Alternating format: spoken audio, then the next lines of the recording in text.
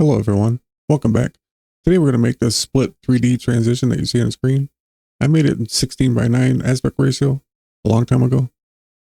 Everybody seemed to like it, so I figured I would make it in the vertical resolution here. Start out with a cross dissolve. Right click on it, convert to fusion cross dissolve. Then you'll see a little fusion icon appear up here. Click it to go to fusion. Bring the median 2 down below the median 1. I will leave a free preset in the description below. And delete the cross dissolve. Go ahead and cut the line. I have to use this on-screen keyboard because I'm paralyzed. I can't use my hands and arms. That's why it's up there on the screen. Click away right about here. Shift space and cube 3D.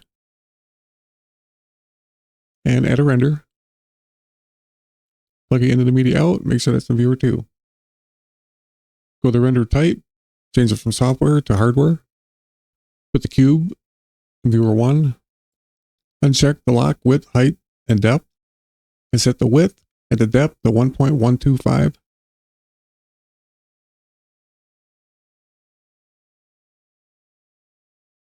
Don't do anything with the height. And turn the subdivisions all the way up. And then right click on the cube. Copy. Click away. Right click and paste the instance.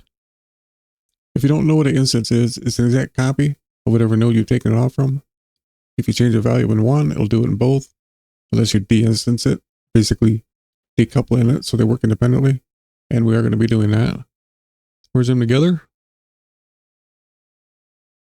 And select the cube. Go to materials. And let's make all the sides white.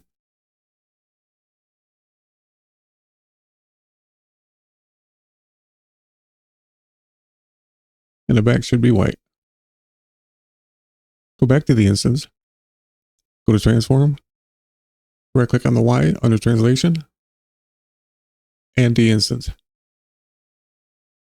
Set the Y to minus 0.5.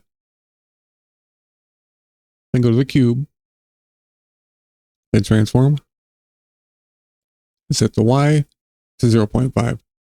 Then go to the merge. Transform. And put the Z-axis to minus 0.985.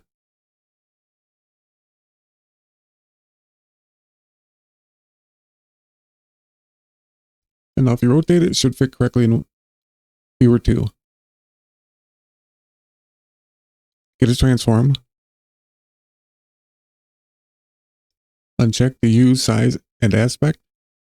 And set the Y size to 2.0. And then right click on the transform. Copy. Make 3 more copies.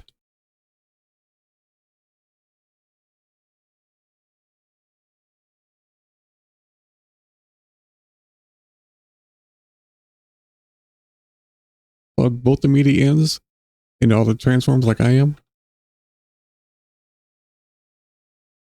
And on the first transform, we're going to right click on the output, take it over to the cube, and drop it in the front and the back.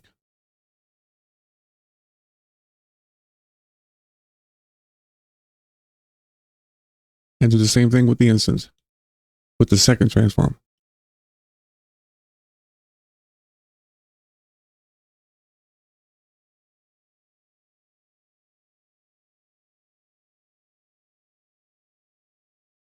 Now if we rotate it, we should have the same thing on the front and back.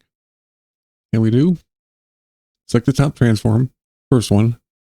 Under center Y, make that 0.0. And then select transform 2, center Y, 1.0. And your picture should now look correct on both sides.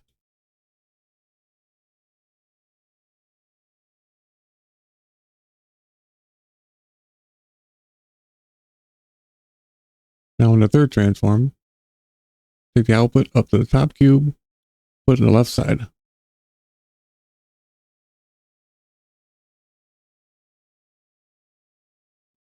And right side.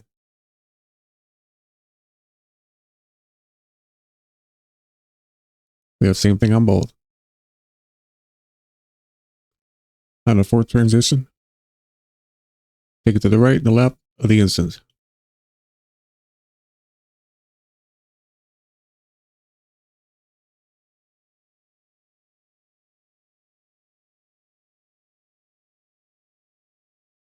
Then go to the third transform. Set the center Y to 0.0. And the bottom one, center Y to 1.0. And it should look correct now. And on the instance, right click on the Y under rotation and the instance. Select the cube, shift space and transform.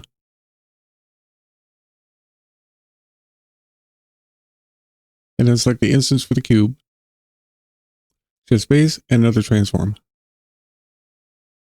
Select the top one, right click on the Y under rotation, modify width, atom curves, and go to the modifier, change the scale to 450.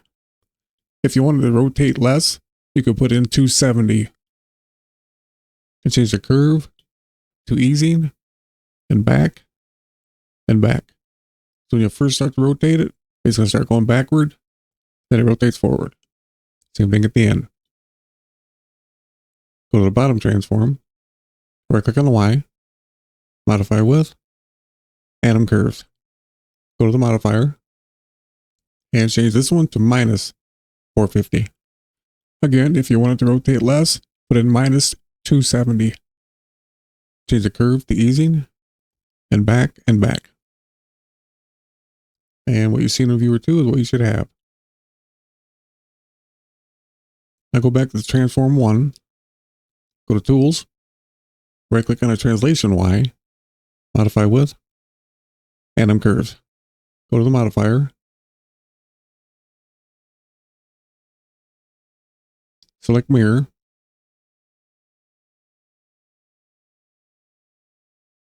set the scale to 0.06.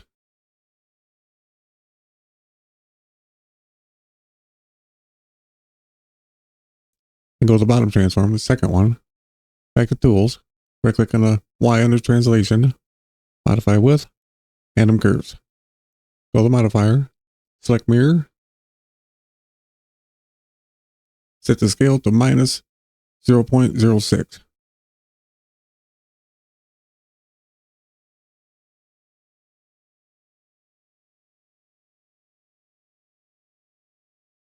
And you have a little line right here. If you do, don't worry about it.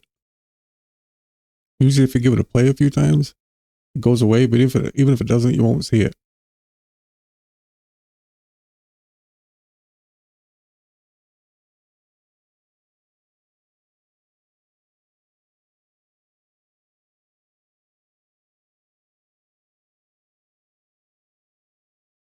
We're going to put a pipe router on both these.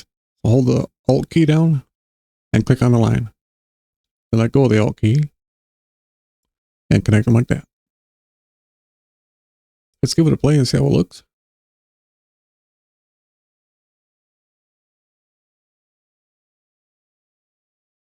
We're going to add some color to the top and bottom of these cubes. So select the cube, go to materials,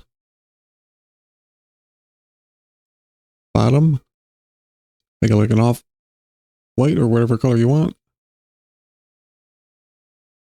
And do the same thing with the top.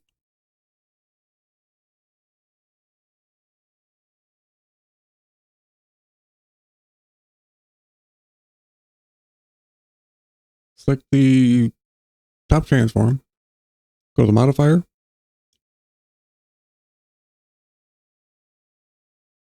make sure you're on rotation. You'll know by the easing settings, and pin it. Let's rename that one now to atom curves.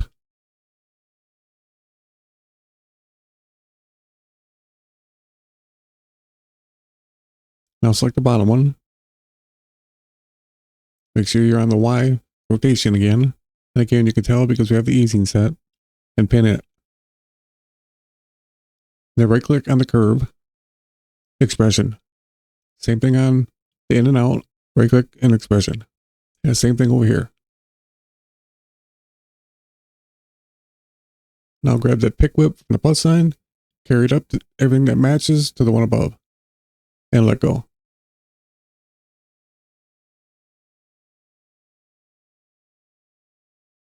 And to double check it, we'll change the in and out, see if it changes on the bottom. And it does, and that one does too. So we're good to go. Put them back on back. But you will have those options in the macro if you want to change the ease in and ease out. Take the one we named atom curve and slide it up just a little bit like that. We want to get that in the macro first.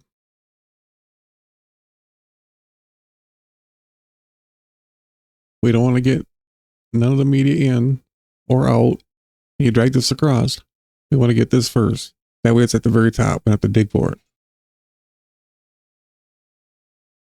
Make sure you have everything else, including the pipe routers. And you do want to start from the top and go down, or it'll be backwards. Right click on any one of them. Go to macro, create macro. Give it a name.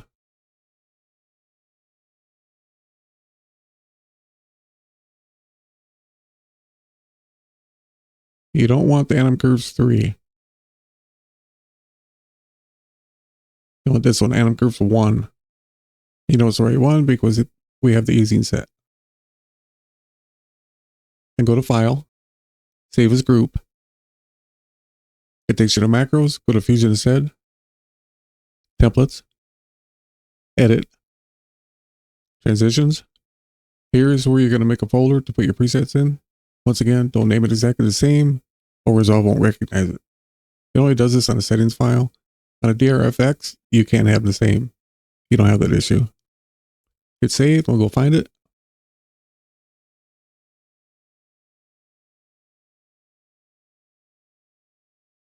Double check it, make sure it's going the correct way.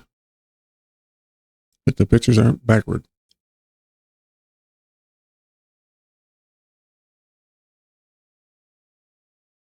And if you click on the transition, you have your ease in, ease outs right here.